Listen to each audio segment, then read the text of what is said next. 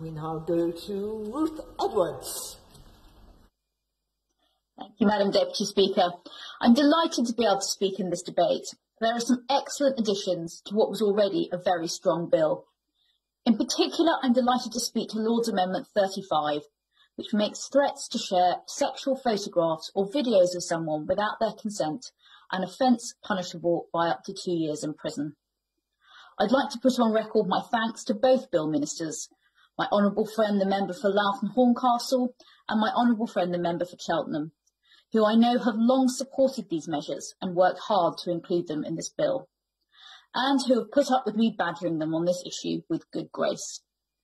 I would also like to thank Baroness Morgan of Coates, whose expert and indeed noble badgering was successful in getting this amendment over the line in the other place. But most of all, I'd like to thank my constituent Natasha Saunders, or I should say my former constituent, because I've since lost her to the honourable member for North Herefordshire, though she assures me it's no reflection on her former Member of Parliament. Brave women like Natasha and brave men who have stood up and told their stories. It's one thing to campaign for changes to the law. It's much harder to speak publicly about the darkest moments of your life, the most personal and private moments. When we last debated this bill in this House, I shared some of Natasha's story. In her own words, the threat of those photos being shared was my worst nightmare. I had no choice but to comply with his continued abuse or face potential humiliation. The threat was always there, and as the years went on, it was like I ceased to exist.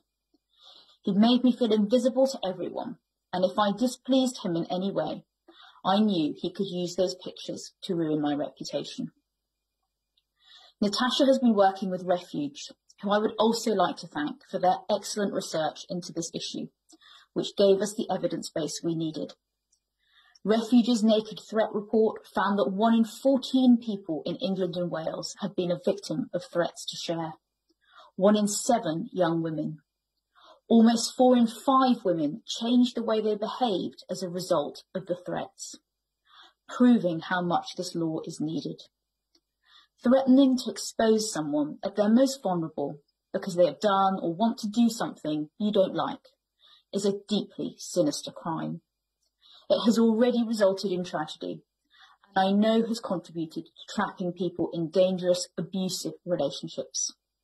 Now survivors will have a route to justice. I'm proud to vote for this amendment today. I'm even prouder of Natasha. She has decided to start on the journey from campaigner to Member of Parliament to do more to protect others from the horrors she suffered. And I very much hope, Madam Deputy Speaker, that she'll be joining us on these iconic green benches before long. Thank you.